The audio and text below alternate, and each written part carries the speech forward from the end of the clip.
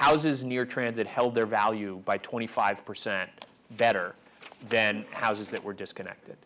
And so you have a very fundamental economic rationale for connecting housing and transit that has begun to drive the market in much more fundamental ways.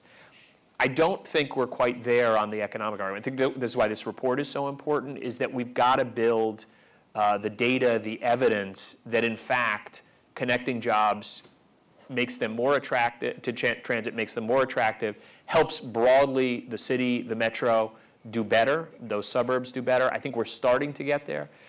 I think one of the real barriers to this is that mixed-use development is hard. Having done this in New York, worked very closely with our city planning department, our economic development corporation, it is much simpler to have zoning codes that segregate these uses.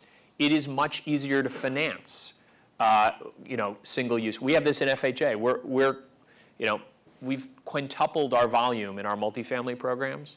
We don't know how to underwrite commercial. And so we're trying to do more mixed use, the environmental, the whole set of things that are barriers. But this is, again, where our sustainable communities funding is so important.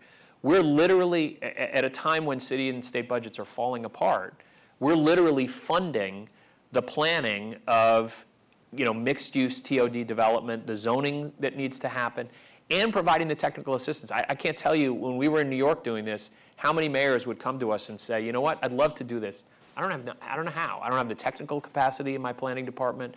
I don't have the ability to really figure out how to change the zoning codes. And then you get to the politics of it, right?